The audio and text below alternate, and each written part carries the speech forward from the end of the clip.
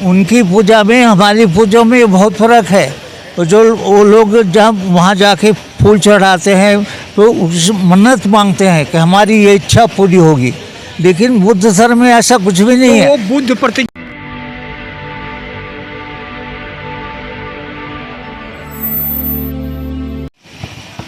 जय भीम, मैं मेवालाल और आप देख रहे हैं बहुजन समय। साथियों, आज हमारे साथ बहुत बड़े विद्वान और पूरे देश में घूम घूम कर बौद्ध धर्म को जगाने वाले यसी बौद्ध हैं। ये पूरे भारतीय बौद्ध महासभा के राष्ट्रीय अध्यक्ष थे। मैं आज यहाँ पर अंबेडकर भवन में एक दीक्षा समारोह था, यहाँ पर आए हुए थे। आज बहुत दिन के बाद इनसे हमारी मुलाकात हुई है। आज शरीर से विकलांग हो चुके हैं, फिर भी समाज का दर्द और बाबा साहब का मिशन इनको नहीं रहा गया। आज यहाँ पर आए हैं, इनसे जानूंगा कि सर आपका कैसे तबीयत है? तबीयत बिल्कुल ठीक है। जय भीम, नमो बुद्धाय जी। मेवालाल जी, आपसे आपको जो हालात देख करके मुझे अचरज हो रहा है कि आप इतना काम करते थे, लेकिन आज इतना होने के बावजूद भी आप यहाँ आए। कैसे महसूस हो रहा है सर आप? बहुत अच्छा लग रहा है। सब बाबा साहब की प्रेरणा है, भगवान बुद्ध की प्रेरणा है। उसकी वजह से मेरा विल पावर बहुत स्ट्रांग है। जी।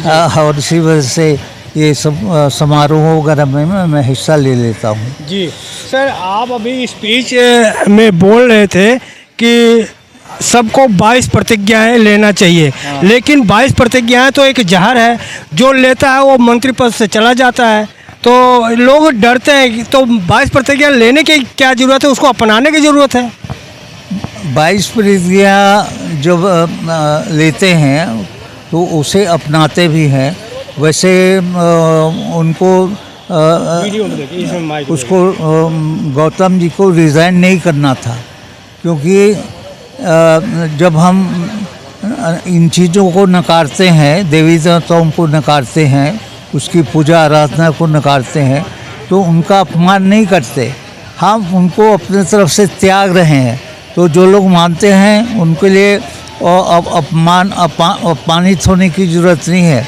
ये बाबा साहब अम्बेडकर ने 1956 में जो प्रतिज्ञाएं दिलाई थी वो धम्म दीक्षा का हिस्सा है। उसके बिना आधुनिक युग में बौद्ध सच्चा बौद्ध बन ही नहीं सकता है। इसलिए 22 प्रतिज्ञाओं का मानना बहुत ज़रूरी है।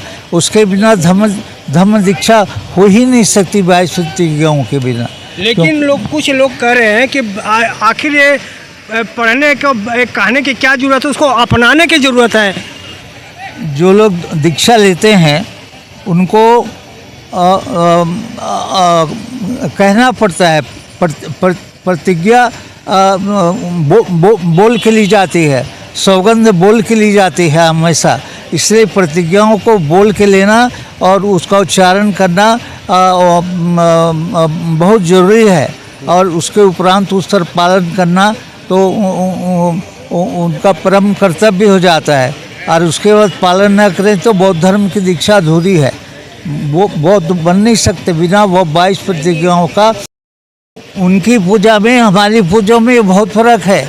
तो जो वो लोग जब वहाँ जाके फूल चढ़ाते हैं तो उस मन्नत मांगते हैं कि हमारी ये इच्छा पूरी होगी, लेकिन बुद्ध धर्म में ऐसा कुछ भी नहीं है। वो बुद्ध प्रतिज्ञा क्या चीज़ है? वो भी तो ये लेते हैं कि जैसे वो मांगते हैं कि हमको हमारी कल्याण करो, तो आप भी बुद्ध वंदना करते तो वही आप भी करते हैं? नहीं, उसमें अपने आप जो है ना संकल्प लेते हैं कि मैं ये नहीं करने की शिक्षा ग्रहण करता हूँ, आप नशा नहीं करने की शिक्षा ग्रहण करता हूँ। तो उसमें अपने आप प्रतिज्ञा होती है कि ये काम अकुशल कर्मों को नहीं करूँगा, कुशल कर्मों का संचय करूँगा। इस बात में बहुत फ़र्क है बुद्ध के सामने नतमस्तक होने में और उन्हें बहुत फ़र्क है। जब बुद्धं शरणं गच्छामि की बात करते हैं तो बुद्ध होने की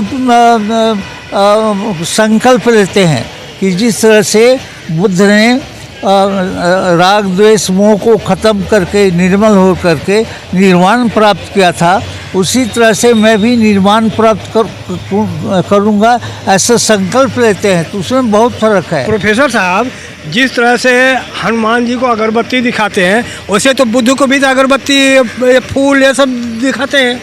हाँ, वो एक्चुअली ऐसा है जैसे कि जब हम किचन में जाते हैं, रसोई घर में जाते हैं, तब रसोई घर में कुछ सामान होता है, उससे वो रसोई की कल्पना होती है। उसी तरह से बुद्ध के सामने जाते हैं। अब बुद्ध ये नहीं कहते कि मेरी बदनाम करो, ऐसा कुछ नहीं है। वो तो श्रद्धा उत्पन्न होती है। तो आडंबर नहीं हुआ सर ये? नहीं, आडंबर नहीं है। क्यों? जब हनुमान जी को अगरबत्ती चला रहे हैं, लड्डू चढ़ा रहे हैं, फूल चढ़ा रहे हैं और बुद्ध को चढ़ा रहे हैं, तो उसमें अंतर कहाँ है? नहीं, उसमें बहुत फर्क है। केवल श्रद्धा के वशीभूत हो करके फूल चढ़ा, नहीं भी चढ़ाओ तो फर्क नहीं पड़ता, बत्ती नहीं भी जलाओ तो भी फर्क नहीं पड़ता। माने ये फर्क नहीं पड़ता कि हम बुद्ध को फूल अर्पित कर रहे थे, हमारी ये कामना पूरी होगी, ऐसा कुछ भी नहीं है। तो ये संस्कार अधूरा नहीं रह जाएगा? देखो, संस्कार क्या चीज़ है? मन पर पड़े हुए जो प्रभाव होते हैं ना, उनको संस्कार कहते हैं। जैसे बुद्ध धर्म में रूप और नाम 5 स्कंधों से शरीर बना हुआ है। रूप स्कंध में बॉडी आ गई और नाम स्कंध में मन के चार खंड हैं। मन के 4 खंड में कॉन्शसनेस, जिसको चेतना कहते हैं, और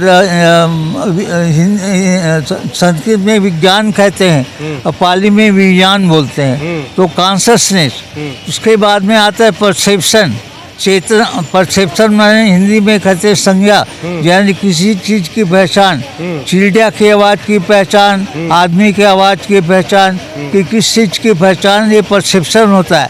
परसेप्शन होने के बाद में सेंसेशन होता है बॉडी में, जिसको वेदना बोलते हैं। सर, हाँ जी, वेदना बोलते हैं। वेदना, सुख वेदना, दुख वेदना, असुख, न सुख न दुख वेदना, न्यूट्रल। और आखिरी होता है संस्कार। संस्कार को अंग्रेजी में कहते हैं रिएक्शन। रिएक्शन होता है जब कोई आपको गाली देता है तो मन में रिएक्शन होता है, बुरा लगता है। जब आपकी प्रशंसा करता है तो आपको अच्छा लगता है। तो ये जो संस्कार है ना, 3 तरह के होते हैं। सर, सवाल ले लीजिए, आप बता दें, और मैं थोड़ा आपको डिस्टर्ब कर रहा हूँ। सर, आप एक सवाल लीजिए। मैं और नेक्स्ट आडंबर बौद्धों के बता रहा हूँ कि जैसे हिंदुओं में कलावा बांधते हैं, वैसे बौद्ध में बौद्ध कलावा बांधता है, ये आडंबर नहीं आपको लगता है? वो ये सफ़ेद धागा बांधते हैं, बांधते समय कि ये मैं बांध रहा हूँ, ऐसा करके एक मंत्र पढ़ते हैं उसमें। हालांकि वो नहीं भी बांधो तो फर्क नहीं पड़ता। ये केवल कुछ संस्कारों को अपनाना पड़ता है पहचान के लिए। पहचान के लिए कुछ संस्कारों को अपनाना जरूरी होता है। मिनिमम संस्कार है। हालांकि ये धागा बांधने से वैसे कुछ नहीं होता, लेकिन जो मंगल कामना होती है ना, अच्छी कामना होती है, उसका फर्क पड़ता है। भिक्खु जब कामना करता है, उसके शरीर से निकलने वाले जो किरणें हैं उसका प्रभाव पड़ता है मन पे। जैसे भगवान बुद्ध के शरीर से शीतल किरणें निकलती थी। कहा जाता है कि मीलों तक उसकी किरणें जाती थी। जंगलों से चले जाते थे तो शेर वगैरह शिकार करना तक छोड़ देते थे। इतनी शीतल किरणें उसके बॉडी से निकलती थी, क्योंकि एकदम शुद्ध शरीर था ना। राग द्वेष मोह से बिल्कुल ख़त्म करके शुद्ध शरीर हो गया था। प्रोफेसर साहब, मुद्दे पे आइए ना। मुद्दा मेरा ये था, सवाल था कि जो आडंबर कलावा बांधते मनुवादी, वही तो ये बौद्धों में भी बांधते थे। तो आडंबर तो सेम है, फिर अब बताइए ना। वो या बनते, इसको उनको ट्रेनिंग नहीं दी जाती, बनते जो ऐसे करते हैं। मैंने वो मंगल सूत्र कहते हैं ना, जो सफ़ेद धागा में 3 तार के सफ़ेद धागा में हाँ। उसको होते हैं, हाँ। वो मंगल सूत्र होता है। हाँ। वो मंगल सूत्र में अब ये होता है कि जो उस घेरे में आ गए हैं। नहीं तो बहुत धर्म तो एक वैज्ञानिक धर्म है सर, तो वैज्ञानिकता कहाँ है इसमें? जो सूत्र बांधते हैं वो करते हैं, वैज्ञानिकता कहाँ उसमें है? देखो, विज्ञान में करुणा नाम की चीज़ नहीं है। विज्ञान पूरा तो बौद्ध धर्म का वैज्ञानिक धर्म क्यों कहते हैं फिर? इसलिए कि कार्य कारण पर बेस है कि कोई भी जो घटना घटती है वो बिना कारण के घट नहीं सकती। इस सेंस में प्रतीत समुत्पाद का जो सिद्धांत है बुद्ध का, कि ऐसा होगा तो ऐसा होगा, ऐसा नहीं होगा तो ऐसा नहीं होगा। ये कोई भी कार्य है बिना कारण के घट नहीं सकती। इस सेंस में वैज्ञानिकता है। लेकिन विज्ञान के पास करुणा नहीं होती। आग में हाथ रखोगे तो आग आपको ये देखे कि रखने वाला जो हाथ है वो अच्छा कर्म करने वाला है, बुरा कर्म करने वाला वो इसका मतलब हमें समझे कि बौद्ध धर्म 2 नाव पे चल रही है। नहीं, ऐसा नहीं है। 2 नाव में नहीं चल रही है। वो बौद्ध धर्म है, वो प्रज्ञाशील और समता पर आधारित धर्म है। प्रज्ञा में बाबा साहब ने उसको ज्ञान कहा है, लेकिन प्रज्ञा ज्ञान से भी ऊंची चीज़ है। प्रज्ञा 3 तरह की होती है। एक तो पानी पर लकीर खींचने के समान प्रज्ञा 3 तरह की होती है। एक तो है श्रुतमयी प्रज्ञा, माने सुन के जो ज्ञान ग्रहण करते हैं और सुन के जो ज्ञान ग्रहण करते हैं उसको श्रुतमयी प्रज्ञा बोलते हैं। पढ़ के या सुन के जो ज्ञान होता है उसको श्रुतमयी प्रज्ञा बोलते हैं। उसके बाद में होता है चिंतनमयी प्रज्ञा, यानी जो हमने पढ़ा उस पर चिंतन करते हैं, अपने अनुभव के आधार पर उसको कसौटी पर कस करके देखते हैं कि जो ज्ञान मैंने हासिल किया है वो कितना सही है, कितना गलत है। उसका चिंतन करते हैं, विश्लेषण करते हैं। जिस तरह से दही को बिलो करके घी को निकालते हैं ना, मक्खन निकालते हैं, उसी तरह से चिंतन करके ये करते हैं कि जो कुछ मैंने सुना है उसमें कितनी चीज़ अच्छी है, कौन सी चीज़ बुरी है और किस चीज़ को मुझे अपनाना चाहिए। ये चिंतन में ही प्रज्ञा होती है। तो आखिरी होती है, अंत में आप ये मुझे बताएं हमें दर्शक को कि एक मिनट जी, आखिरी होती है भावनामयी प्रज्ञा।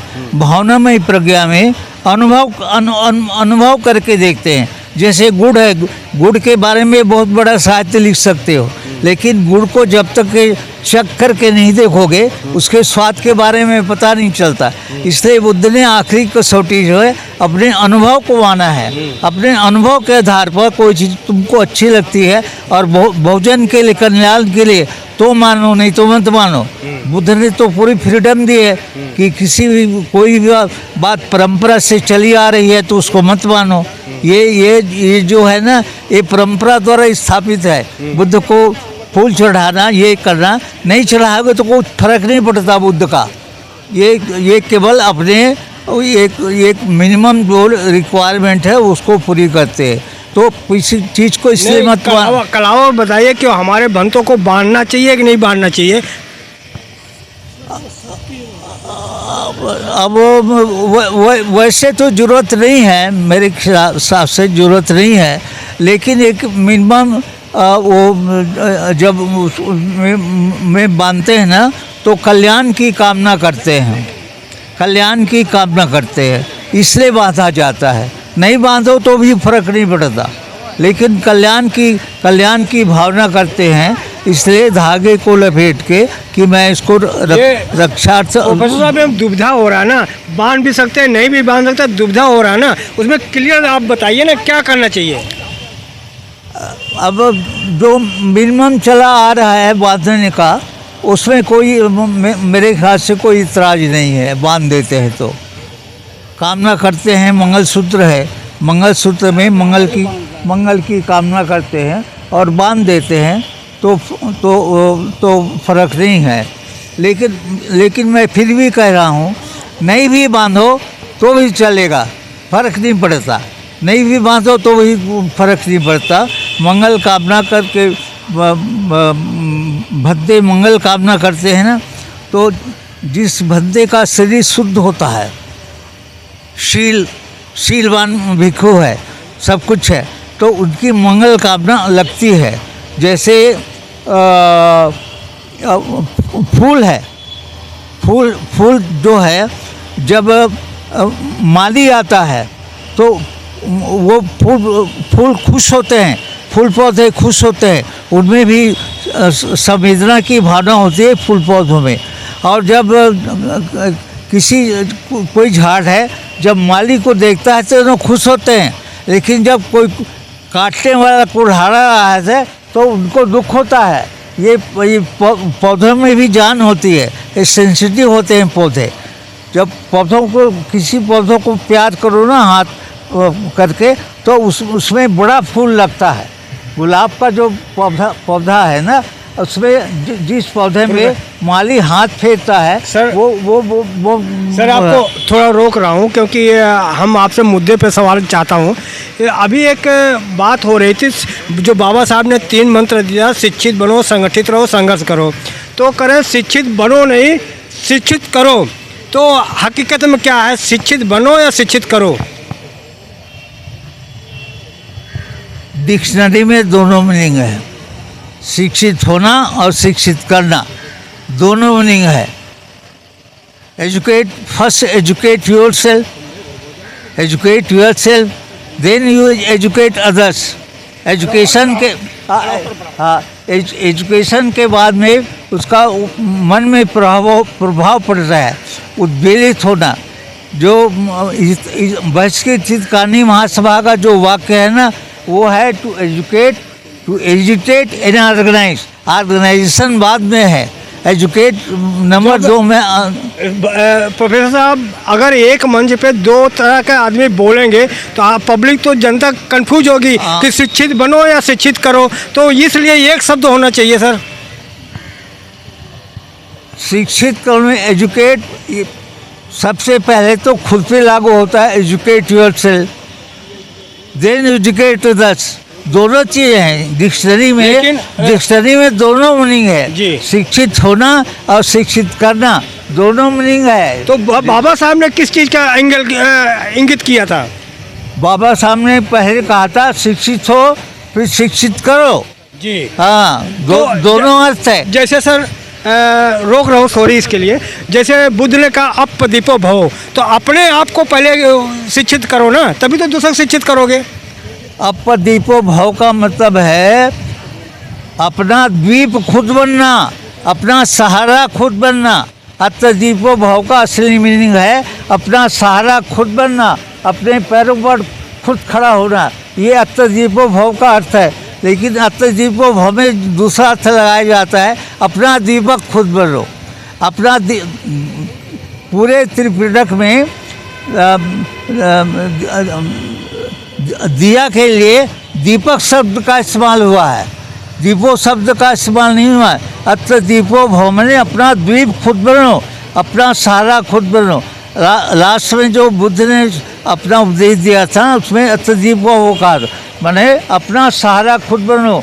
अपनी विमुक्ति के लिए किसी दूसरे पर भरोसा मत रखो, अपने आप प्रयास करोगे तो ही निर्वाण प्राप्त कर सकते हो। इस अर्थ में अतदीपो भव है। इससे खुद पहले शिक्षित हो, तभी जाकर दूसरे को शिक्षित कर सकते हो।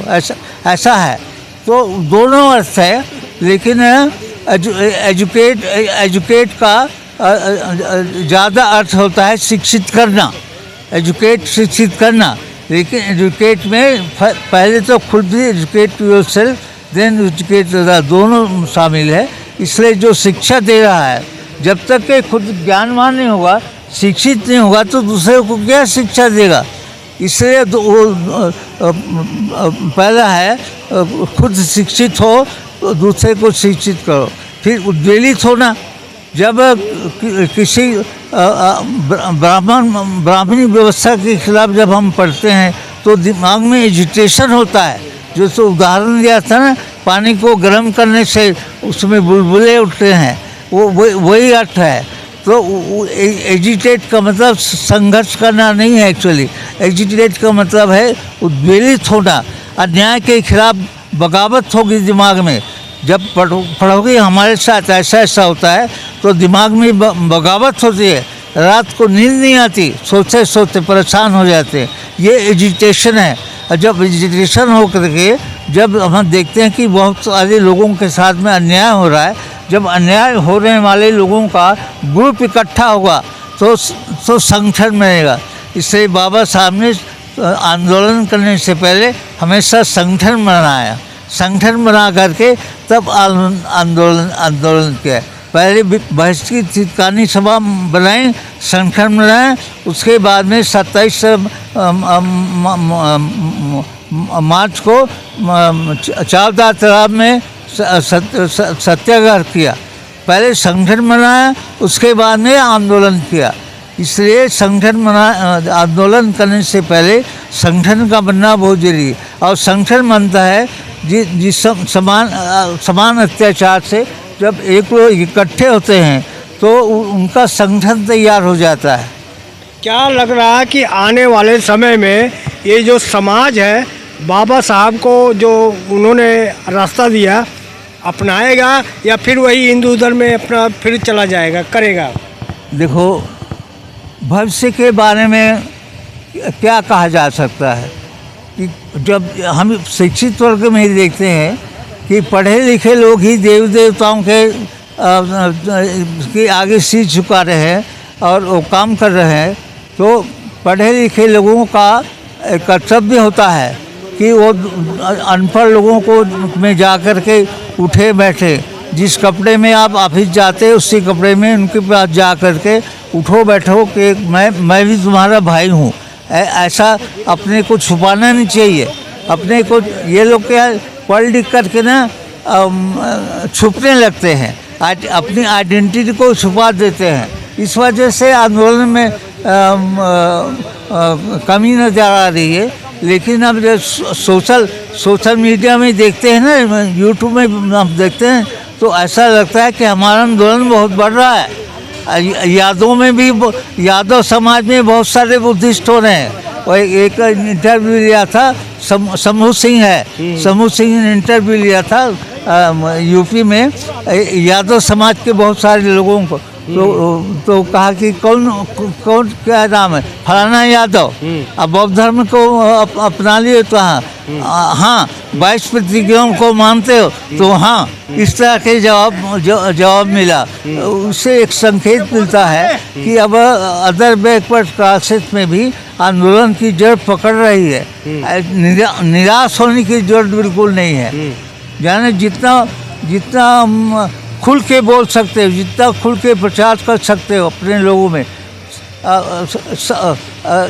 इतवार अपने लोगों के बीच में जाके मेरे जैसे लोगों को। प्रोफेसर साहब, थोड़ा सा आपको एक चीज़ और आपसे जानकारी लेना चाहो।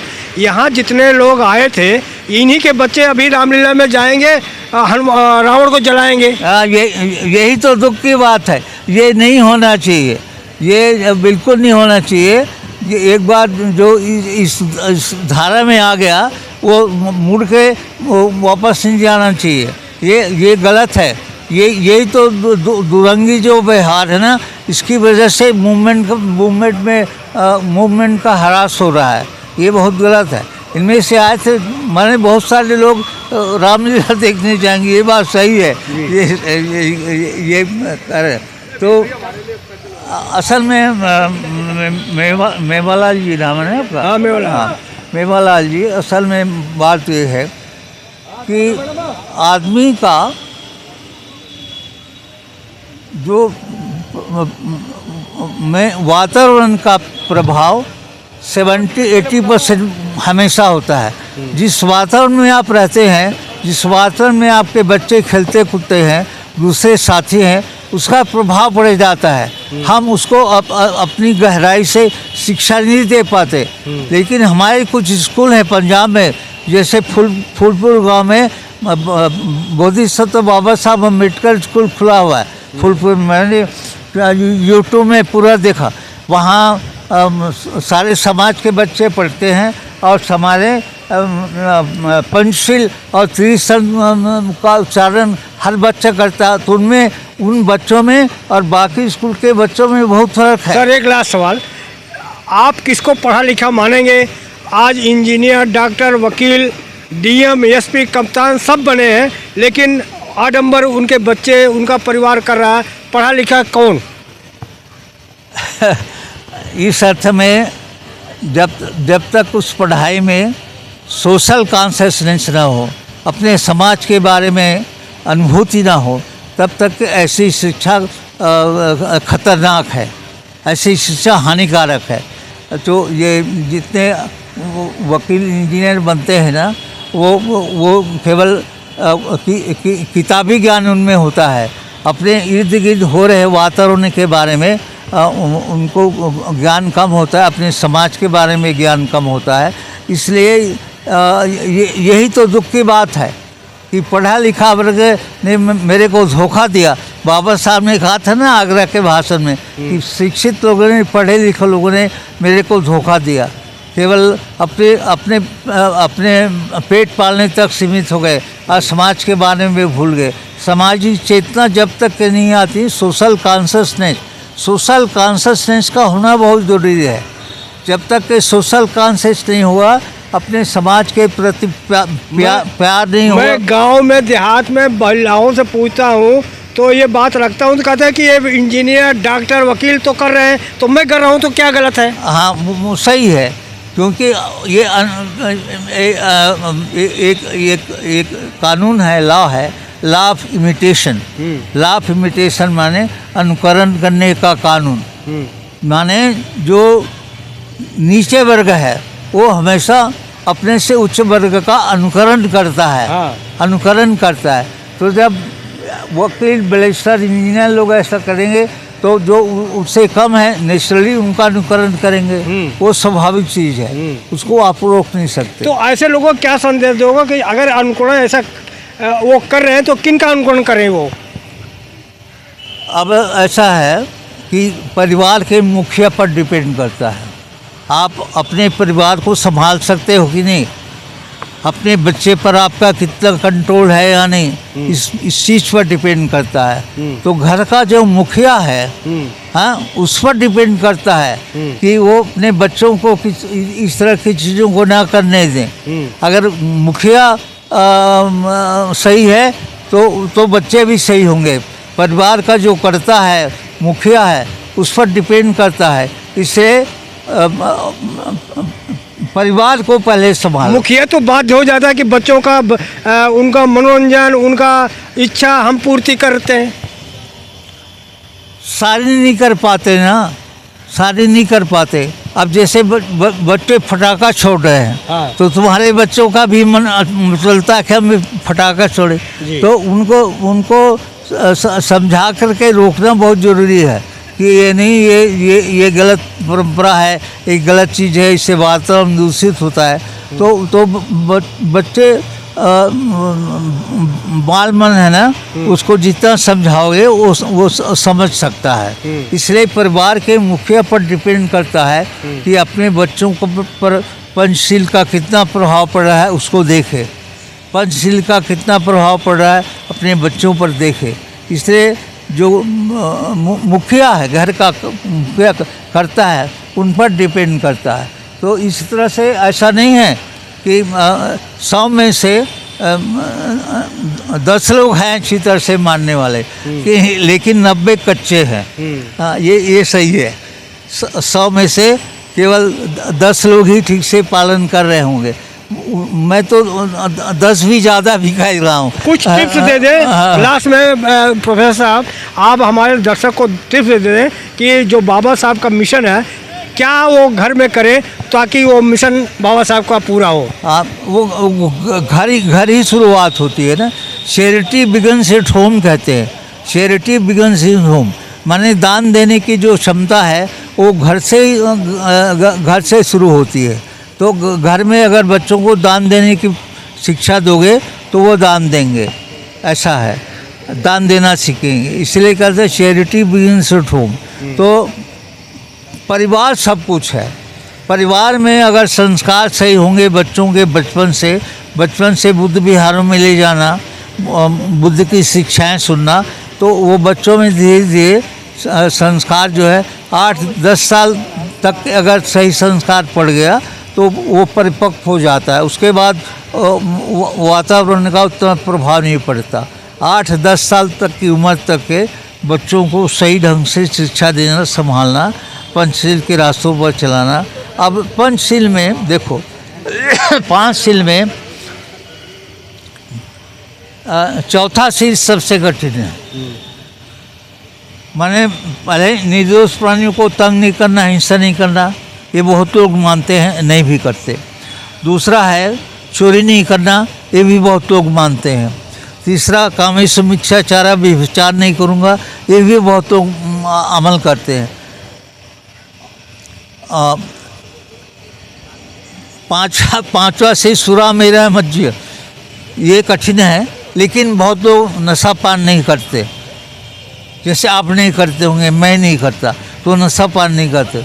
लेकिन चौथा शील सबसे कठिन है, मुसावादा वीरमणि, माने झूठ बोलना, चोरी करना, निंदा करना, ये शील को पालन करना बहुत कठिन है। इसलिए बाबा साहब ने कहा है कि 5 शील गृहस्थों के लिए सिद्धांत है, प्रोफेसर सिद्धांत है, लेकिन ये 5 शील भिक्षुओं के लिए व्रत है।